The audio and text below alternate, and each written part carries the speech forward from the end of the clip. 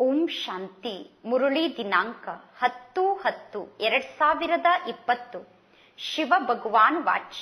ಮಧುರ ಮಕ್ಕಳೇ, ನೀವು ಯಾವಾಗ ಯಾರಿಗಾದರೂ ಜ್ಞಾನವನ್ನು ತಿಳಿಸುತ್ತೀರೋ ಅಥವಾ ಭಾಷಣ ಮಾಡುತ್ತೀರೋ ಆಗ ಬಾಬಾ ಬಾಬಾ ಎಂದು ಹೇಳಿ ಜ್ಞಾನವನ್ನು ತಿಳಿಸಿ. ಪರಮಾತ್ಮ ತಂದೆಯ ಮಹಿಮೆಯನ್ನು ಮಾಡಿ, ಆಗ ಜ್ಞಾನದ ಬಾಣ ನಾಟುತ್ತದೆ. ಪ್ರಶ್ನೆ: ಪರಮಾತ್ಮ ತಂದೆ ಭಾರತದ ನಿವಾಸಿ ಮಕ್ಕಳಿಗೆ ವಿಶೇಷವಾಗಿ ಯಾವ ಪ್ರಶ್ನೆಯನ್ನು ಕೇಳುತ್ತಾರೆ? ಉತ್ತರ: ಭಾರತದ ನಿವಾಸಿ ಮಕ್ಕಳಿಗೆ ಪರಮಾತ್ಮ ತಂದೆ ಕೇಳುತ್ತಾರೆ, ನೀವು ಇಷ್ಟೊಂದು ಶ್ರೀಮಂತರಾಗಿದ್ದೀರಿ, ಸರ್ವಗುಣ ಸಂಪನ್ನರು, 16 ಕಲಾ ಸಂಪೂರ್ಣರು, ದೇವತಾ ಧರ್ಮದ ಆತ್ಮರಾಗಿದ್ದೀರಿ, ನೀವು ಪವಿತ್ರರಾಗಿದ್ದೀರಿ, ಕಾಮ ವಿಕಾರಕ್ಕೆ ನೀವು ವಶ ಆಗುತ್ತಿರಲಿಲ್ಲ, ನೀವು ಬಹಳಷ್ಟು ಧನವಂತರಾಗಿದ್ದೀರಿ, ನಂತರ ನೀವು ಇಷ್ಟೊಂದು ದಿವಾಳಿ ಹೇಗೆ ಆದಿರಿ? ನಿಮಗೆ ಕಾರಣ ಗೊತ್ತಿದೆಯೇ? ಮಕ್ಕಳಾದ ನೀವು ಈ ರೀತಿ ಗುಲಾಮರು ಹೇಗೆ ಆಗಿಬಿಟ್ಟಿರಿ? ಇಷ್ಟೆಲ್ಲ ಹಣ ಸಂಪತ್ತನ್ನು ಎಲ್ಲಿ ಕಳೆದುಕೊಂಡಿರಿ? ವಿಚಾರ ಮಾಡಿ, ಪಾವನರಿಂದ ಹೇಗೆ ಪತಿತರಾದಿರಿ? ಈಗ ಮಕ್ಕಳಾದ ನೀವು ಇಂತಿಂತಹ ಮಾತಿನ ಬಗ್ಗೆ ಅರ್ಥ ಮಾಡಿಕೊಂಡು ಬಾಬಾ ಬಾಬಾ ಎಂದು ಹೇಳಿ ಅನ್ಯರಿಗೆ ಈ ರೀತಿ ಜ್ಞಾನದ ಮಾತನ್ನು ತಿಳಿಸಿ. ಆಗ ಜ್ಞಾನವನ್ನು ತಿಳಿಸುವುದು ಸಹಜ ಆಗಿಬಿಡುತ್ತದೆ. ಓಂ ಶಾಂತಿ. ಓಂ ಶಾಂತಿ ಎಂದು ಹೇಳಿದಾಗ ತಂದೆಯ ನೆನಪು ಅವಶ್ಯವಾಗಿ ಬರಬೇಕು. ಪರಮಾತ್ಮ ತಂದೆ ಮೊಟ್ಟ ಮೊದಲು ಹೇಳುತ್ತಾರೆ ಮನ್ಮನಾಭವ. ಪರಮಾತ್ಮ ತಂದೆ ಮೊದಲೂ ಕೂಡ ಹೇಳಿದ್ದರು, ಈಗಲೂ ಕೂಡ ಹೇಳುತ್ತಿದ್ದಾರೆ. ಈಗ ಮಕ್ಕಳಿಗೆ ತಂದೆಯ ಬಗ್ಗೆ ಗೊತ್ತಿದೆ. ಈಗ ಮಕ್ಕಳಾದ ನೀವು ತಂದೆಯ ಬಗ್ಗೆ ಅರ್ಥ ಮಾಡಿಕೊಂಡಿದ್ದೀರಾ. ಯಾವಾಗ ನೀವು ಸಭೆಯಲ್ಲಿ ಭಾಷಣವನ್ನು ಮಾಡುತ್ತೀರೋ, ಭಾಷಣ ಮಾಡಲು ಯಾವಾಗ ನೀವು ಸಭೆಗೆ ಹೋಗುತ್ತೀರೋ ಆಗ ಅಲ್ಲಿ ಕುಳಿತಿರುವ ಜನರಿಗೆ ತಂದೆಯ ಬಗ್ಗೆ ಗೊತ್ತಿರುವುದಿಲ್ಲ. ಅವರಿಗೆ ತಂದೆಯ ಬಗ್ಗೆ ಗೊತ್ತಿಲ್ಲ ಅಂದ ಮೇಲೆ ಅವರಿಗೆ ನೀವು ಈ ರೀತಿ ಹೇಳಬೇಕು, ಶಿವ ತಂದೆ ಹೇಳುತ್ತಾರೆ ಅವರೇ ಪತಿತ ಪಾವನ ಆಗಿದ್ದಾರೆ ಎಂದು. ಅವಶ್ಯವಾಗಿ ನಮ್ಮನ್ನು ಪಾವನರನ್ನಾಗಿ ಮಾಡುವುದಕ್ಕೋಸ್ಕರ ಪರಮಾತ್ಮ ತಂದೆ ಈ ಸೃಷ್ಟಿಗೆ ಬಂದು ಜ್ಞಾನವನ್ನು ತಿಳಿಸುತ್ತಿದ್ದಾರೆ. ಈ ರೀತಿ ಪರಮಾತ್ಮ ತಂದೆ ನಿಮಗೆ ಹೇಳುತ್ತಿದ್ದಾರೆ, ಹೇ ಮಕ್ಕಳೇ, ನಿಮ್ಮನ್ನು ಸ್ವರ್ಗಕ್ಕೆ ನಾನು ಮಾಲೀಕರನ್ನಾಗಿ ಮಾಡಿದ್ದೆ. ಪುನಃ ಆದಿ ಸನಾತನ ದೇವಿ ದೇವತಾ ಧರ್ಮದ ಆತ್ಮರೇ ಸ್ವರ್ಗಕ್ಕೆ ಮಾಲೀಕರಾಗುತ್ತಾರೆ. ನೀವೇ ಆದಿ ಸನಾತನ ದೇವಿ ದೇವತಾ ಧರ್ಮದ ಆತ್ಮರು ಮೊದಲು ಸ್ವರ್ಗಕ್ಕೆ ಮಾಲೀಕರಾಗಿದ್ದೀರಿ. ಈ ರೀತಿ ನೀವು ಎಲ್ಲರಿಗೂ ಜ್ಞಾನವನ್ನು ಹೇಳಬೇಕು. ಬಾಬಾ ಹೇಳುತ್ತಿದ್ದಾರೆ, ಪರಮಾತ್ಮ ತಂದೆ ಹೇಳುತ್ತಿದ್ದಾರೆ ಎಂದು ಜ್ಞಾನವನ್ನು ಹೇಳಬೇಕು. ಈ ರೀತಿ ತಂದೆ ತಿಳಿಸುತ್ತಿದ್ದಾರೆ ಎಂದು ಮಕ್ಕಳು ಭಾಷಣವನ್ನು ಮಾಡಿ ಪರಮಾತ್ಮ ತಂದೆಗೆ ಸಮಾಚಾರವನ್ನು ಕಳಿಸಿಲ್ಲ. ಈ ರೀತಿ ಭಾಷಣ ಮಾಡಿರುವ ಸಮಾಚಾರ ಇಲ್ಲಿಯವರೆಗೂ ತಂದೆಯ ಬಳಿ ಬಂದಿಲ್ಲ. ಶಿವ ತಂದೆ ಹೇಳುತ್ತಾರೆ, ನೀವು ನನ್ನನ್ನು ಶ್ರೇಷ್ಠಾತಿ ಶ್ರೇಷ್ಠ ತಂದೆ ಎಂದು ಒಪ್ಪಿಕೊಂಡಿದ್ದೀರಾ. ಶಿವ ತಂದೆಗೆ ನಾವು ಶ್ರೇಷ್ಠಾತಿ ಶ್ರೇಷ್ಠ ತಂದೆ ಎಂದು ಹೇಳುತ್ತೇವೆ. ಪತಿತ ಪಾವನ ಎಂದು ನೀವು ನನ್ನನ್ನು ಒಪ್ಪಿಕೊಂಡಿದ್ದೀರಾ. ನಾನು ಬರುವುದೇ ಭಾರತದಲ್ಲಿ ರಾಜಯೋಗವನ್ನು ಕಲಿಸುವುದಕ್ಕೋಸ್ಕರ ನಾನು ಬರುತ್ತೇನೆ. ತಂದೆಯಾದ ನಾನು ಹೇಳುತ್ತೇನೆ, ನನ್ನೊಬ್ಬನನ್ನೇ ನೆನಪು ಮಾಡಿ. ಶ್ರೇಷ್ಠ ತಂದೆಯಾದ ನನ್ನನ್ನು ನೆನಪು ಮಾಡಿ, ಏಕೆಂದರೆ ನಾನೇ ಎಲ್ಲರಿಗೂ ನೀಡುವಂತಹ ದಾತ ಆಗಿದ್ದೇನೆ. ಪರಮಾತ್ಮ ತಂದೆ ಎಲ್ಲರಿಗೂ ನೀಡುವಂತಹ ದಾತ ಆಗಿದ್ದಾರೆ. ಆದ್ದರಿಂದ ಆ ತಂದೆಯನ್ನು ನೆನಪು ಮಾಡಬೇಕು. ಅವಶ್ಯವಾಗಿ ಭಾರತದಲ್ಲಿ ನೀವು ವಿಶ್ವಕ್ಕೆ ಮಾಲೀಕರಾಗಿದ್ದೀರಿ. ಆಗ ಅನ್ಯ ಯಾವ ಧರ್ಮವೂ ಇರಲಿಲ್ಲ. ತಂದೆ ಮಕ್ಕಳಿಗೆ ತಿಳಿಸುತ್ತಿದ್ದಾರೆ, ಈಗ ಪುನಃ ನಾವು ನಿಮಗೆ ತಿಳಿಸುತ್ತಿದ್ದೇವೆ ಎಂದು ಹೇಳಬೇಕು. ತಂದೆ ಹೇಳುತ್ತಾರೆ, ಭಾರತದ ನಿವಾಸಿಗಳಾದ ನೀವು ಎಷ್ಟೊಂದು ಶ್ರೀಮಂತರಾಗಿದ್ದೀರಿ, ಸರ್ವಗುಣ ಸಂಪನ್ನರು, 16 ಕಲಾ ಸಂಪೂರ್ಣರು, ಸಂಪೂರ್ಣ ದೇವತಾ ಧರ್ಮದ ಆತ್ಮರಾಗಿದ್ದೀರಿ, ನೀವೇ ಪವಿತ್ರರಾಗಿದ್ದೀರಿ. ಮೊದಲು ನೀವು ಕಾಮ ವಿಕಾರಕ್ಕೆ ವಶ ಆಗುತ್ತಿರಲಿಲ್ಲ, ಬಹಳಷ್ಟು ಧನವಂತರಾಗಿದ್ದೀರಿ. ಪುನಃ ತಂದೆ ಹೇಳುತ್ತಾರೆ, ನೀವೀಗ ಇಷ್ಟೊಂದು ದಿವಾಳಿ ಹೇಗೆ ಆಗಿದ್ದೀರಾ? ಹೇಗೆ ದಿವಾಳಿ ಆಗಿದ್ದೀರಾ ಅನ್ನುವ ಕಾರಣ ನಿಮಗೆ ಗೊತ್ತಿದೆಯೇ? ನೀವೇ ವಿಶ್ವಕ್ಕೆ ಮಾಲೀಕರಾಗಿದ್ದೀರಿ. ಪುನಃ ನೀವೇ ವಿಶ್ವದ ಗುಲಾಮರು ಹೇಗೆ ಆಗಿದ್ದೀರಾ? ಎಷ್ಟೊಂದು ಸಾಲವನ್ನು ಎಲ್ಲರಿಂದ ತೆಗೆದುಕೊಳ್ಳುತ್ತಿರುತ್ತೀರಾ? ಇಷ್ಟೊಂದು ಹಣವನ್ನು ಎಲ್ಲಿ ಕಳೆದುಕೊಂಡಿರಿ? ಈ ರೀತಿ ಯಾರೂ ಕೂಡ ಭಾಷಣ ಮಾಡಿರುವ ಸಮಾಚಾರ ತಂದೆಯ ಬಳಿ ಬಂದಿಲ್ಲ. ಪರಮಾತ್ಮ ತಂದೆಗೆ ಶ್ರೇಷ್ಠಾತಿ ಶ್ರೇಷ್ಠ ತಂದೆ ಎಂದು ನೀವು ಸ್ವೀಕಾರ ಮಾಡಿದ್ದೀರಾ. ಪತಿತ ಪಾವನ ಎಂದು ಸ್ವೀಕಾರ ಮಾಡಿದ್ದೀರಾ. ನಾನು ಬರುವುದೇ ಭಾರತದಲ್ಲಿ ಮತ್ತು ರಾಜಯೋಗವನ್ನು ಕಲಿಸಲು ಬರುತ್ತೇನೆ. ನಾನು ಹೇಳುತ್ತೇನೆ, ತಂದೆಯಾದ ನನ್ನೊಬ್ಬನನ್ನೇ ನೆನಪು ಮಾಡಿ ಎಂದು. ಶ್ರೇಷ್ಠಾತಿ ಶ್ರೇಷ್ಠ ತಂದೆಯನ್ನು ನೆನಪು ಮಾಡಿ ಎಂದು ನೀವು ಎಲ್ಲರಿಗೂ ಹೇಳುತ್ತೀರಾ. ಏಕೆಂದರೆ ನೀಡುವಂತಹ ದಾತ ಒಬ್ಬ ಪರಮಾತ್ಮ ತಂದೆ ಆಗಿದ್ದಾರೆ. ಅವಶ್ಯವಾಗಿ ಭಾರತದಲ್ಲಿ ನೀವು ವಿಶ್ವಕ್ಕೆ ಮಾಲೀಕರಾಗಿದ್ದೀರಿ. ಆಗ ಬೇರೆ ಯಾವ ಧರ್ಮವೂ ಇರಲಿಲ್ಲ. ಈಗ ತಂದೆ ಮಕ್ಕಳಿಗೆ ತಿಳಿಸುತ್ತಿದ್ದಾರೆ. ತಂದೆ ಹೇಳುತ್ತಿರುವ ಜ್ಞಾನವನ್ನು ಕೇಳಿಸಿಕೊಂಡು ನಾವು ಪುನಃ ನಿಮಗೆ ಹೇಳುತ್ತಿದ್ದೇವೆ ಎಂದು ನೀವು ಅನ್ಯರಿಗೆ ಹೇಳಬೇಕು. ಪರಮಾತ್ಮ ತಂದೆ ಹೇಳುತ್ತಾರೆ, ಭಾರತದ ನಿವಾಸಿಗಳಾದ ನೀವು ಎಷ್ಟೊಂದು ಶ್ರೀಮಂತರಾಗಿದ್ದೀರಿ. ಸರ್ವಗುಣ ಸಂಪನ್ನರು, 16 ಕಲಾ ಸಂಪೂರ್ಣರು, ಸಂಪೂರ್ಣ ದೇವತಾ ಧರ್ಮದ ಆತ್ಮರಾಗಿದ್ದೀರಿ. ನೀವೇ ಪವಿತ್ರ ಆತ್ಮರಾಗಿದ್ದೀರಿ. ಎಂದೂ ನೀವು ಕಾಮ ವಿಕಾರಕ್ಕೆ ವಶ ಆಗುತ್ತಿರಲಿಲ್ಲ. ಬಹಳಷ್ಟು ಹಣವಂತರಾಗಿದ್ದೀರಿ, ಬಹಳಷ್ಟು ಧನವಂತರಾಗಿದ್ದೀರಿ. ತಂದೆ ಹೇಳುತ್ತಾರೆ, ಪುನಃ ನೀವು ಇಷ್ಟೊಂದು ದಿವಾಳಿ ಹೇಗೆ ಆಗಿದ್ದೀರಾ? ಅದಕ್ಕೆ ಕಾರಣ ಏನು? ನೀವೇ ವಿಶ್ವಕ್ಕೆ ಮಾಲೀಕರಾಗಿದ್ದೀರಿ. ಈಗ ನೀವು ವಿಶ್ವದ ಗುಲಾಮರು ಹೇಗೆ ಆಗಿದ್ದೀರಾ? ಎಲ್ಲರಿಂದ ಎಷ್ಟೊಂದು ಸಾಲವನ್ನು ತೆಗೆದುಕೊಳ್ಳುತ್ತಿರುತ್ತೀರಾ. ಇಷ್ಟೆಲ್ಲಾ ಹಣವನ್ನು ಎಲ್ಲಿ ಕಳೆದುಕೊಂಡಿರಿ? ಈ ರೀತಿ ಪರಮಾತ್ಮ ತಂದೆ ಭಾಷಣವನ್ನು ಮಾಡುತ್ತಾರೆ. ಹೇಗೆ ಬಾಬಾ ಭಾಷಣವನ್ನು ಮಾಡುತ್ತಾರೋ ಅದೇ ರೀತಿ ಮಕ್ಕಳಾದ ನೀವು ಭಾಷಣವನ್ನು ಮಾಡಿ. ಹೇಗೆ ಶಿವತಂದೆ ಭಾಷಣವನ್ನು ಮಾಡುತ್ತಾರೋ ಅದೇ ರೀತಿ ಮಕ್ಕಳಾದ ನೀವು ಭಾಷಣವನ್ನು ಮಾಡಿದರೆ ಅನೇಕರು ನಿಮ್ಮ ಕಡೆ ಆಕರ್ಷಿತ ಆಗುತ್ತಾರೆ. ಈಗ ಜಗತ್ತಿನ ಜನರಿಗೆ ತಂದೆಯ ಬಗ್ಗೆ ಗೊತ್ತಿಲ್ಲ. ಮಕ್ಕಳಾದ ನೀವು ಕೂಡ ತಂದೆಯ ನೆನಪಿನಲ್ಲಿ ಇರುವುದಿಲ್ಲ. ಆಗ ನಿಮ್ಮ ಜ್ಞಾನದ ಬಾಣ ಅವರಿಗೆ ನಾಟುವುದಿಲ್ಲ. ನೀವು ತಂದೆಯ ನೆನಪಿನಲ್ಲಿ ಇರದೇ ಇದ್ದರೆ ಜ್ಞಾನವನ್ನು ಹೇಳುವ ಶಕ್ತಿ ನಿಮ್ಮಲ್ಲಿ ಇರುವುದಿಲ್ಲ. ಜ್ಞಾನದಲ್ಲಿ ಆಗ ಶಕ್ತಿ ಇರುವುದಿಲ್ಲ. ಆಗ ನಿಮ್ಮಿಂದ ಅವರಿಗೆ ಶಕ್ತಿ ಸಿಗುವುದಿಲ್ಲ. ಈಗ ನೀವು ಒಂದು ಭಾಷಣವನ್ನು ಮಾಡಿದರೂ ಕೂಡ ಆ ಭಾಷಣದಿಂದ ಚಮತ್ಕಾರ ಆಗಿಬಿಡಬೇಕು. ಶಿವತಂದೆ ತಿಳಿಸುತ್ತಿದ್ದಾರೆ, ಭಗವಂತ ಒಬ್ಬರೇ ಆಗಿದ್ದಾರೆ. ದುಃಖಹರ್ತ ಸುಖಕರ್ತ ಪರಮಾತ್ಮ ತಂದೆಯಾಗಿದ್ದಾರೆ. ಅವರೇ ಹೊಸ ಜಗತ್ತನ್ನು ಸ್ಥಾಪನೆ ಮಾಡುತ್ತಿದ್ದಾರೆ. ಭಾರತದಲ್ಲಿ ಮೊದಲು ಸ್ವರ್ಗ ಇತ್ತು, ವಜ್ರ ವೈಡೂರ್ಯದ ಮಹಲ್ ಇತ್ತು, ಒಂದೇ ರಾಜ್ಯ ಇತ್ತು. ಎಲ್ಲರೂ ಕ್ಷೀರಖಂಡ ಆಗಿದ್ದರು. ಎಲ್ಲರೂ ಹಾಲು ಸಕ್ಕರೆಯ ಸಮಾನ ಆಗಿದ್ದರು. ಪರಮಾತ್ಮ ತಂದೆಯ ಮಹಿಮೆ ಅಪರಂ ಅಪಾರ ಆಗಿದೆ. ಅದೇ ರೀತಿ ಭಾರತದ ಮಹಿಮೆ ಕೂಡ ಅಪರಂ ಅಪಾರ ಆಗಿದೆ. ಭಾರತದ ಮಹಿಮೆಯನ್ನು ಕೇಳಿ ಎಲ್ಲರೂ ಖುಷಿ ಪಡುತ್ತಾರೆ. ಈಗ ತಂದೆ ಮಕ್ಕಳನ್ನು ಕೇಳುತ್ತಾರೆ, ಇಷ್ಟೊಂದು ಹಣ ಸಂಪತ್ತನ್ನು ಎಲ್ಲಿ ಕಳೆದುಕೊಂಡಿರಿ? ಭಕ್ತಿ ಮಾರ್ಗದಲ್ಲಿ ನೀವು ಎಷ್ಟೊಂದು ಖರ್ಚನ್ನು ಮಾಡುತ್ತಾ ಬಂದಿದ್ದೀರಾ, ಎಷ್ಟೊಂದು ಮಂದಿರವನ್ನು ನಿರ್ಮಾಣ ಮಾಡುತ್ತಾ ಬಂದಿದ್ದೀರಾ. ತಂದೆ ಹೇಳುತ್ತಾರೆ, ವಿಚಾರ ಮಾಡಿ, ನೀವು ಪಾವನರಿಂದ ಹೇಗೆ ಪತಿತರಾಗಿದ್ದೀರಾ? ಹೇಳುತ್ತೀರಾ ತಾನೆ, ಬಾಬಾ ದುಃಖದಲ್ಲಿ ನಾವು ನಿಮ್ಮ ಸ್ಮರಣೆಯನ್ನು ಮಾಡುತ್ತೇವೆ, ಸುಖ ಇದ್ದಾಗ ಯಾರೂ ನಿಮ್ಮನ್ನು ಸ್ಮರಣೆ ಮಾಡುವುದಿಲ್ಲ ಎಂದು. ಆದರೆ ನಿಮ್ಮನ್ನು ದುಃಖಿಯನ್ನಾಗಿ ಯಾರು ಮಾಡುತ್ತಾರೆ? ಗಳಿಗೆ ಗಳಿಗೆಗೂ ಬಾಬಾ ಬಾಬಾ ಅನ್ನುವ ಹೆಸರನ್ನು ಹೇಳುತ್ತಾ ಇರಿ. ಬಾಬಾರವರ ಸಂದೇಶವನ್ನು ನೀವು ತಿಳಿಸುತ್ತಿದ್ದೀರಾ. ತಂದೆ ಹೇಳುತ್ತಾರೆ, ನಾನು ನಿಮ್ಮನ್ನು ಸ್ವರ್ಗದ ಮಾಲೀಕರನ್ನಾಗಿ ಮಾಡಿದ್ದೆ. ನಾನು ಸ್ವರ್ಗವನ್ನು ಸ್ಥಾಪನೆ ಮಾಡಿದ್ದೆ, ಶಿವಾಲಯವನ್ನು ಸ್ಥಾಪನೆ ಮಾಡಿದ್ದೆ. ಸ್ವರ್ಗದಲ್ಲಿ ಈ ಲಕ್ಷ್ಮೀ ನಾರಾಯಣರ ರಾಜ್ಯ ಇತ್ತು. ಈ ಮಾತನ್ನು ಈಗ ಎಲ್ಲರೂ ಮರೆತು ಬಿಟ್ಟಿದ್ದಾರೆ. ನಿಮಗೂ ಕೂಡ ಮೊದಲು ಗೊತ್ತಿರಲಿಲ್ಲ. ರಾಧಾಕೃಷ್ಣರೇ ಸ್ವಯಂ ವರದ ನಂತರ ಲಕ್ಷ್ಮೀ ನಾರಾಯಣ ಆಗುತ್ತಾರೆ ಎಂದು ಮೊದಲು ನಿಮಗೆ ಗೊತ್ತಿರಲಿಲ್ಲ. ಕೃಷ್ಣ ವಿಶ್ವಕ್ಕೆ ಮಾಲೀಕ ಆಗಿದ್ದರು. ಕೃಷ್ಣನಿಗೆ ಎಂತೆಂತಹ ಕಳಂಕವನ್ನು ಹೊರಿಸಿದ್ದಾರೆ ನೋಡಿ. ಪರಮಾತ್ಮ ತಂದೆಗೂ ಕೂಡ ಕಳಂಕವನ್ನು ಹೊರಿಸುತ್ತಾರೆ.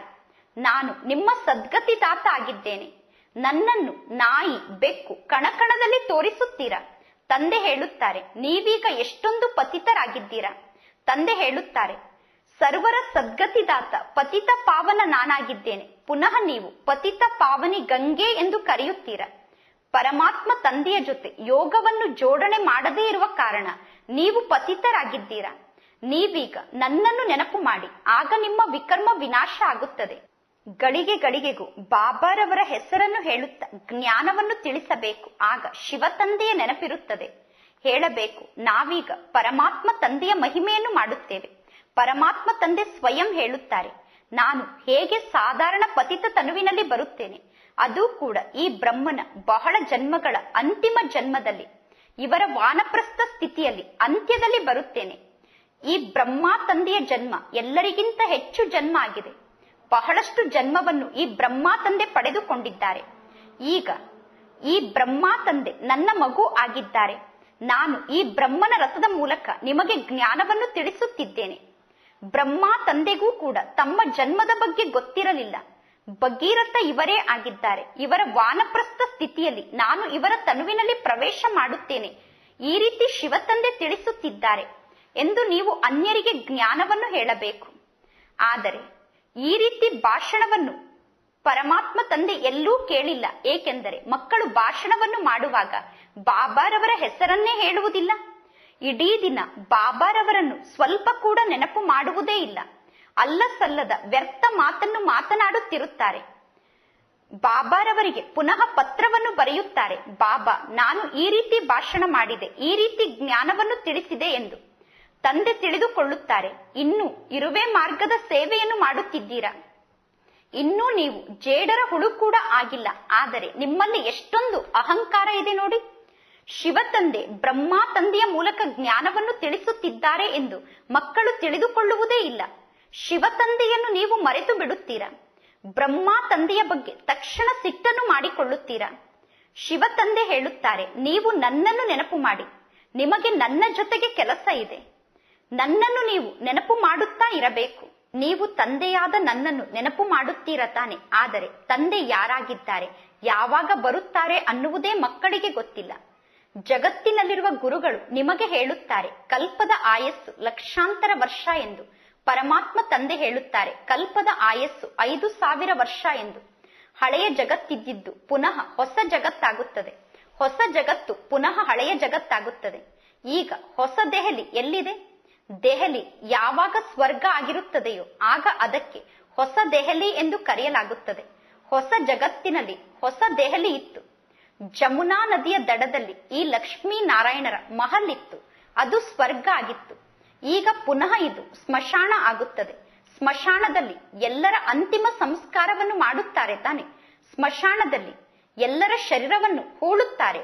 ಆದ್ದರಿಂದ ತಂದೆ ಹೇಳುತ್ತಾರೆ, ಶ್ರೇಷ್ಠಾತಿ ಶ್ರೇಷ್ಠ ತಂದೆಯಾದ ನನ್ನನ್ನು ನೆನಪು ಮಾಡಿ, ಆಗ ನೀವು ಪಾವನ ಆಗುತ್ತೀರಾ. ಸದಾ ಬಾಬಾ ಬಾಬಾ ಎಂದು ಹೇಳಿ ಅನ್ಯರಿಗೆ ಜ್ಞಾನವನ್ನು ತಿಳಿಸಿ.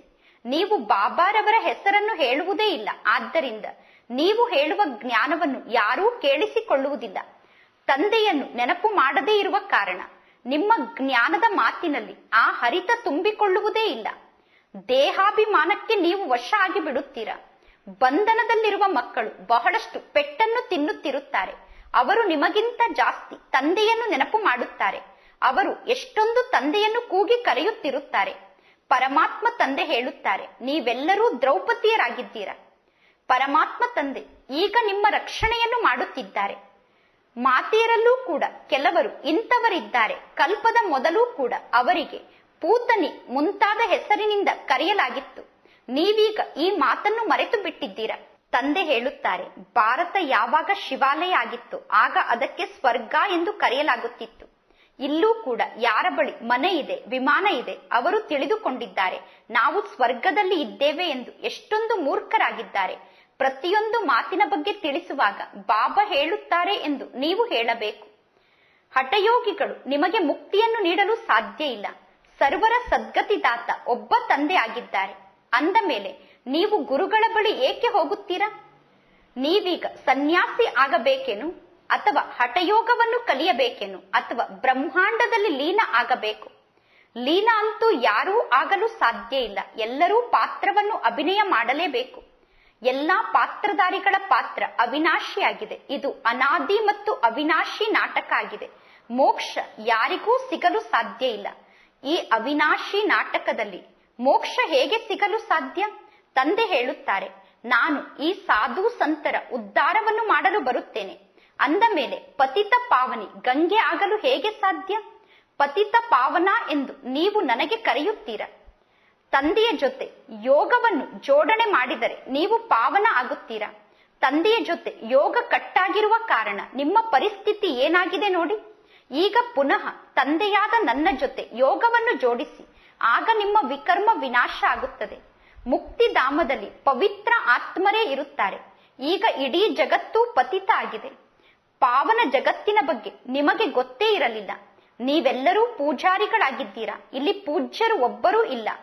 ಪರಮಾತ್ಮ ತಂದೆಯ ಹೆಸರನ್ನು ಹೇಳಿ ಎಲ್ಲರನ್ನೂ ನೀವೀಗ ಜಾಗೃತ ಮಾಡಬಹುದು. ಶಿವ ತಂದೆ ವಿಶ್ವಕ್ಕೆ ಮಾಲೀಕರನ್ನಾಗಿ ಮಾಡುತ್ತಾರೆ. ನೀವೀಗ ಅಂತಹ ತಂದೆಯ ಬಗ್ಗೆ ಕುಳಿತು ನಿಂದನೆಯನ್ನು ಮಾಡುತ್ತಿದ್ದೀರಾ ಎಂದು ಹೇಳಬೇಕು. ಶ್ರೀಕೃಷ್ಣ ಸಣ್ಣ ಮಗು ಆಗಿದ್ದಾರೆ, ಸರ್ವಗುಣ ಸಂಪನ್ನ ಆಗಿದ್ದಾರೆ. ಅವರು ಕೆಟ್ಟ ಕಾರ್ಯವನ್ನು ಹೇಗೆ ಮಾಡಲು ಸಾಧ್ಯ? ಕೃಷ್ಣ ಇಂತಹ ಕೆಲಸವನ್ನು ಹೇಗೆ ಮಾಡಲು ಸಾಧ್ಯ? ಕೃಷ್ಣ ಎಲ್ಲರಿಗೂ ತಂದೆ ಆಗಲು ಹೇಗೆ ಸಾಧ್ಯ? ಕೃಷ್ಣನಿಗೆ ಮಗು ಎಂದು ಕರೆಯುತ್ತೇವೆ, ಅಂದ ಮೇಲೆ ಕೃಷ್ಣ ಎಲ್ಲರಿಗೂ ತಂದೆ ಆಗಲು ಹೇಗೆ ಸಾಧ್ಯ? ಭಗವಂತ ಒಬ್ಬರೇ ಇದ್ದಾರೆ ತಾನೆ. ಎಲ್ಲಿಯವರೆಗೂ ಪರಮಾತ್ಮ ತಂದೆಯ ಶ್ರೀಮತದಂತೆ ನಡೆಯುವುದಿಲ್ಲ, ಅಲ್ಲಿಯವರೆಗೂ ಕಲ್ಮಶ ದೂರ ಆಗುವುದಿಲ್ಲ. ನೀವು ಎಲ್ಲರ ಪೂಜೆಯನ್ನು ಮಾಡುತ್ತಿರುತ್ತೀರಾ. ಈಗ ನೋಡಿ ನಿಮ್ಮ ಪರಿಸ್ಥಿತಿ ಏನಾಗಿದೆ. ನಿಮ್ಮ ಪರಿಸ್ಥಿತಿ ಇಷ್ಟೊಂದು ಕನಿಷ್ಠ ಆಗಿರುವ ಕಾರಣ ತಂದೆಯಾದ ನಾನು ಬರಬೇಕಾಗುತ್ತದೆ ಎಂದು ತಂದೆ ಹೇಳುತ್ತಾರೆ. ನೀವೀಗ ಎಷ್ಟೊಂದು ಧರ್ಮ ಭ್ರಷ್ಟರಾಗಿದ್ದೀರಾ, ಕರ್ಮ ಭ್ರಷ್ಟರಾಗಿದ್ದೀರಾ. ಹಿಂದೂ ಧರ್ಮವನ್ನು ಯಾರು ಸ್ಥಾಪನೆ ಮಾಡಿದರು ಎಂದು ತಿಳಿಸಿ. ಈ ರೀತಿ ನೀವು ಬಹಳ ಜೋರಾಗಿ ಚೆನ್ನಾಗಿ ಭಾಷಣವನ್ನು ಮಾಡಿ. ಗಳಿಗೆ ಗಳಿಗೆಗೂ ಮಕ್ಕಳಿಗೆ ತಂದೆಯ ನೆನಪು ಇರುವುದೇ ಇಲ್ಲ. ಕೆಲವೊಮ್ಮೆ ಕೆಲವು ಮಕ್ಕಳು ಬಾಬಾರವರಿಗೆ ಪತ್ರವನ್ನು ಬರೆಯುತ್ತಾರೆ, ಬಾಬಾ ನಾನು ಈ ರೀತಿ ಭಾಷಣವನ್ನು ಮಾಡಿದೆ ಎಂದು. ಬಾಬಾರವರಿಗೆ ಕೆಲವು ಮಕ್ಕಳು ಪತ್ರದಲ್ಲಿ ಬರೆಯುತ್ತಾರೆ, ನಾನು ಭಾಷಣವನ್ನು ಮಾಡುವಾಗ ಬಾಬಾ ನನ್ನಲ್ಲಿ ಪ್ರವೇಶ ಮಾಡಿ ಭಾಷಣವನ್ನು ಮಾಡಿದರು ಎಂದು. ಪರಮಾತ್ಮ ತಂದೆ ಈ ರೀತಿ ಮಕ್ಕಳಿಗೆ ಬಹಳಷ್ಟು ಸಹಯೋಗವನ್ನು ನೀಡುತ್ತಿರುತ್ತಾರೆ. ನೀವು ನೆನಪಿನ ಯಾತ್ರೆಯಲ್ಲಿ ಇರುವುದಿಲ್ಲ, ಆದ್ದರಿಂದ ಇಲ್ಲಿಯವರೆಗೂ ಇರುವೆ ಮಾರ್ಗದಲ್ಲಿ ಸೇವೆಯನ್ನು ಮಾಡುತ್ತಿದ್ದೀರಾ. ನೀವು ತಂದೆಯ ಹೆಸರನ್ನು ಹೇಳುತ್ತಾ ಸೇವೆಯನ್ನು ಮಾಡಿ, ಆಗ ನಿಮ್ಮ ಜ್ಞಾನದ ಬಾಣ ನಾಟುತ್ತದೆ. ತಂದೆ ತಿಳಿಸುತ್ತಾರೆ, ಮಕ್ಕಳೇ ನೀವು ಆಲ್ರೌಂಡ್ ಪಾತ್ರವನ್ನು ಅಭಿನಯ ಮಾಡುತ್ತೀರಾ. 84 ಜನ್ಮದ ಚಕ್ರದಲ್ಲಿ ನೀವೇ ಬಂದಿದ್ದೀರಾ. ಈಗ ನಿಮಗೆ ನಾನು ಬಂದು ಜ್ಞಾನವನ್ನು ತಿಳಿಸಬೇಕಾಗುತ್ತದೆ. ನಾನು ಭಾರತದಲ್ಲೇ ಬರುತ್ತೇನೆ. ಯಾರು ಪೂಜ್ಯರಾಗಿದ್ದಾರೋ ಅವರೇ ಪೂಜಾರಿ ಆಗಿದ್ದಾರೆ. ನಾನು ಎಂದೂ ಪೂಜಾರಿ ಆಗುವುದಿಲ್ಲ. ತಂದೆ ಹೇಳುತ್ತಾರೆ, ಬಾಬಾ ಹೇಳುತ್ತಿದ್ದಾರೆ ಎಂದು ನೀವು ಸದಾ ಹೇಳುತ್ತಿರಬೇಕು. ಅನ್ಯರಿಗೆ ಜ್ಞಾನವನ್ನು ಹೇಳುವಾಗ ಯಾವಾಗ ನೀವು ಭಾಷಣವನ್ನು ಮಾಡುತ್ತೀರೋ ಆಗ ಬಾಬಾ ಹೇಳುತ್ತಿದ್ದಾರೆ ಎಂದು ಹೇಳಿ. ಈ ರೀತಿ ನೀವು ಜ್ಞಾನವನ್ನು ಹೇಳಿದಾಗ ಅವರು ಅರ್ಥ ಮಾಡಿಕೊಳ್ಳುತ್ತಾರೆ. ನೀವು ಕೇವಲ ಭಾಷಣವನ್ನು ಮಾಡಿದರೆ ತಂದೆ ತಿಳಿದುಕೊಳ್ಳುತ್ತಾರೆ, ಇನ್ನೂ ಇರುವೆ ಮಾರ್ಗದಲ್ಲಿ ಸೇವೆಯನ್ನು ಮಾಡುತ್ತಿದ್ದಾರೆ ಎಂದು. ಪರಮಾತ್ಮ ತಂದೆ ಹೇಳುತ್ತಿದ್ದಾರೆ ಎಂದು ಹೇಳಿ ನೀವು ಜ್ಞಾನವನ್ನು ಹೇಳಿದರೆ ತಂದೆ ತಿಳಿದುಕೊಳ್ಳುತ್ತಾರೆ, ನೀವೀಗ ಇರುವೆಯಿಂದ ಜೇಡರ ಹುಳಿನ ಸಮಾನ ದೊಡ್ಡವರಾಗಿದ್ದೀರಾ ಎಂದು. ತಂದೆ ಹೇಳುತ್ತಾರೆ, ನಾನು ನಿಮಗೆ ಶಿಕ್ಷಣವನ್ನು ಓದಿಸುತ್ತಿದ್ದೇನೆ. ಈಗ ಕೇವಲ ನೀವು ತಂದೆಯಾದ ನನ್ನನ್ನು ನೆನಪು ಮಾಡಿ. ನಾನು ಈ ಬ್ರಹ್ಮನ ತನುವಿನ ಮೂಲಕ ಕೇವಲ ನಿಮಗೆ ನನ್ನನ್ನು ನೆನಪು ಮಾಡಿ ಎಂದು ಹೇಳುತ್ತಿದ್ದೇನೆ. ಈ ರಥವನ್ನು ನೆನಪು ಮಾಡಿ ಎಂದು ತಂದೆ ಹೇಳುವುದಿಲ್ಲ. ಶಿವ ತಂದೆ ಜ್ಞಾನವನ್ನು ಹೇಳುತ್ತಿದ್ದಾರೆ. ಶಿವ ತಂದೆ ಈ ರೀತಿ ತಿಳಿಸುತ್ತಿದ್ದಾರೆ. ಈ ರೀತಿ ನೀವು ಭಾಷಣವನ್ನು ಮಾಡಿ, ಆಗ ನಿಮ್ಮ ಜ್ಞಾನದ ಪ್ರಭಾವ ಆಗುತ್ತದೆ. ತಂದೆ ಹೇಳುತ್ತಾರೆ, ದೇಹ ಸಹಿತ ಎಲ್ಲಾ ಸಂಬಂಧದಿಂದ ಬುದ್ಧಿಯೋಗವನ್ನು ಕಟ್ ಮಾಡಿಕೊಳ್ಳಿ. ಈಗ ನೀವು ದೇಹವನ್ನೇ ತ್ಯಾಗ ಮಾಡಿದ್ದೀರಾ, ಅಂದ ಮೇಲೆ ಉಳಿದಿದ್ದು ಏನು? ಕೇವಲ ನೀವು ಆತ್ಮ ಆಗಿದ್ದೀರಾ. ಆತ್ಮ ಮಾತ್ರ ಉಳಿದಿದೆ. ಸ್ವಯಂ ಅನ್ನು ಆತ್ಮ ಎಂದು ತಿಳಿದುಕೊಂಡು ತಂದೆಯಾದ ನನ್ನನ್ನು ನೆನಪು ಮಾಡಿ. ಕೆಲವರು ಹೇಳುತ್ತಾರೆ, ಅಹಂ ಬ್ರಹ್ಮಾಸ್ಮಿ ಎಂದು, ನಾನೇ ಬ್ರಹ್ಮಾಂಡ ಎಂದು ಹೇಳುತ್ತಾರೆ. ಮಾಯೆಗೆ ನಾನು ಮಾಲೀಕ ಆಗಿದ್ದೇನೆ ಎಂದು ಹೇಳುತ್ತಾರೆ. ತಂದೆ ಹೇಳುತ್ತಾರೆ, ಮಾಯೆ ಎಂದು ಯಾವುದಕ್ಕೆ ಕರೆಯುತ್ತಾರೆ ಅನ್ನುವುದೂ ಕೂಡ ಜನರಿಗೆ ಗೊತ್ತಿಲ್ಲ. ಸಂಪತ್ತು ಎಂದು ಯಾವುದಕ್ಕೆ ಕರೆಯುತ್ತಾರೆ ಅನ್ನುವುದೂ ಕೂಡ ಅವರಿಗೆ ಗೊತ್ತಿಲ್ಲ. ಅವರು ಹಣಕ್ಕೆ ಮಾಯೆ ಎಂದು ಕರೆಯುತ್ತಾರೆ. ಈ ರೀತಿ ನೀವು ಜ್ಞಾನವನ್ನು ತಿಳಿಸಬಹುದು. ಬಹಳ ಚೆನ್ನಾಗಿ ಮುರುಳಿಯನ್ನು ಮಕ್ಕಳಾದ ನೀವು ನುಡಿಸಬೇಕು. ಒಳ್ಳೊಳ್ಳೆ ಮಕ್ಕಳು ಕೂಡ ಪ್ರತಿದಿನ ಮುರುಳಿಯನ್ನು ಕೇಳುವುದೇ ಇಲ್ಲ. ಒಳ್ಳೊಳ್ಳೆ ಮಕ್ಕಳು ಕೂಡ ಮುರುಳಿಯನ್ನು ಓದುವುದೇ ಇಲ್ಲ. ತಂದೆಯನ್ನು ನೆನಪು ಮಾಡುವುದೇ ಇಲ್ಲ. ತಂದೆಯನ್ನು ನೆನಪು ಮಾಡದೇ ಇದ್ದರೆ ಜ್ಞಾನದ ಬಾಣ ನಾಟುವುದೇ ಇಲ್ಲ. ಏಕೆಂದರೆ ನೆನಪಿನಿಂದ ಶಕ್ತಿ ಸಿಗುತ್ತದೆ. ತಂದೆಯನ್ನು ನೆನಪು ಮಾಡದೇ ಇದ್ದರೆ ನಿಮಗೆ ನೆನಪಿನ ಶಕ್ತಿ ಸಿಗುವುದಿಲ್ಲ. ಆಗ ನಿಮ್ಮ ಜ್ಞಾನದ ಬಾಣ ನಾಟುವುದಿಲ್ಲ. ನೆನಪಿನಿಂದ ಶಕ್ತಿ ಸಿಗುತ್ತದೆ. ಯೋಗದ ಶಕ್ತಿಯಿಂದ ನೀವು ವಿಶ್ವಕ್ಕೆ ಮಾಲೀಕರಾಗುತ್ತೀರಾ. ಮಕ್ಕಳು ಪ್ರತಿಯೊಂದು ಮಾತನ್ನು ಹೇಳುವಾಗಲೂ ಬಾಬಾರವರ ಹೆಸರನ್ನು ಹೇಳಬೇಕು. ಆಗ ಯಾರೂ ನಿಮಗೂ ಏನನ್ನೂ ಹೇಳಲು ಸಾಧ್ಯ ಇಲ್ಲ. ಪ್ರತಿ ಮಾತಿನಲ್ಲೂ ತಂದೆಯ ಹೆಸರನ್ನು ಹೇಳಿದರೆ ಯಾರೂ ನಿಮಗೆ ಏನನ್ನೂ ಹೇಳಲು ಸಾಧ್ಯ ಇಲ್ಲ. ಸರ್ವರಿಗೂ ತಂದೆ ಭಗವಂತ ಒಬ್ಬರೇ ಆಗಿದ್ದಾರೋ ಅಥವಾ ಎಲ್ಲರೂ ಭಗವಂತ ಆಗಿದ್ದಾರೋ ಎಂದು ಕೇಳಬೇಕು. ಇಂತಹ ಸನ್ಯಾಸಿಗಳ ಶಿಷ್ಯರು ನಾವು ಎಂದು ಕೆಲವರು ಹೇಳುತ್ತಾರೆ. ಅವರು ಸನ್ಯಾಸಿಗಳು, ನೀವು ಗೃಹಸ್ಥಿಗಳು ಅಂದ ಮೇಲೆ ನೀವು ಸನ್ಯಾಸಿಗಳ ಶಿಷ್ಯರಾಗಲು ಹೇಗೆ ಸಾಧ್ಯ? ಗಾಯನ ಕೂಡ ಇದೆ, ಸುಳ್ಳು ಮಾಯೆ, ಸುಳ್ಳು ಕಾಯ, ಸುಳ್ಳು ಸಂಸಾರ ಎಂದು. ಸತ್ಯ ಅಂತೂ ಕೇವಲ ಒಬ್ಬ ಪರಮಾತ್ಮ ತಂದೆ ಆಗಿದ್ದಾರೆ. ಎಲ್ಲಿಯವರೆಗೂ ಪರಮಾತ್ಮ ತಂದೆ ಬರುವುದಿಲ್ಲವೋ ಅಲ್ಲಿಯವರೆಗೂ ನಾವು ಸತ್ಯವಂತರಾಗಲು ಸಾಧ್ಯ ಇಲ್ಲ. ಮುಕ್ತಿ, ಜೀವನ್ ಮುಕ್ತಿ ದಾತ ಒಬ್ಬ ಪರಮಾತ್ಮ ತಂದೆ ಆಗಿದ್ದಾರೆ. ಅನ್ಯ ಗುರುಗಳಿಗೆ ನಾವು ಶಿಷ್ಯರಾಗಲು ಅವರೇನು ನಮಗೆ ಮುಕ್ತಿಯನ್ನು ನೀಡುತ್ತಾರೇನು? ತಂದೆ ಹೇಳುತ್ತಾರೆ, ಇದೇ ರೀತಿ ನಾಟಕದಲ್ಲಿ ಫಿಕ್ಸ್ ಆಗಿತ್ತು. ಈಗ ನೀವು ಎಚ್ಚರಿಕೆಯಲ್ಲಿ ಇರಿ, ಕಣ್ಣನ್ನು ತೆರೆಯಿರಿ.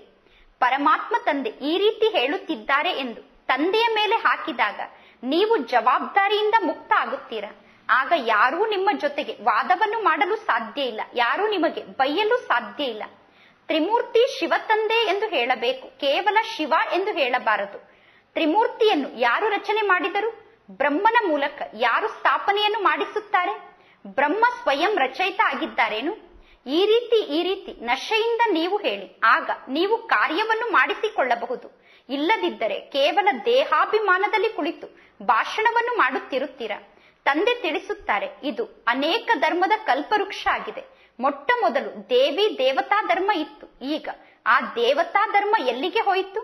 ಲಕ್ಷಾಂತರ ವರ್ಷ ಆಯಿತು ದೇವತಾ ಧರ್ಮ ಇದ್ದು ಹೋಗಿ ಎಂದು ಜಗತ್ತಿನ ಜನ ಹೇಳುತ್ತಾರೆ. ಆದರೆ ಇದು 5000 ವರ್ಷದ ಮಾತಾಗಿದೆ. ಈಗ ಮಂದಿರವನ್ನು ಜಗತ್ತಿನಲ್ಲಿ ಜನ ನಿರ್ಮಾಣ ಮಾಡುತ್ತಿರುತ್ತಾರೆ. ಆ ದೇವತೆಗಳ ಮಂದಿರವನ್ನು ನೀವು ನಿರ್ಮಾಣ ಮಾಡುತ್ತಿದ್ದೀರಾ ಎಂದು ಅವರಿಗೆ ಹೇಳಬೇಕು.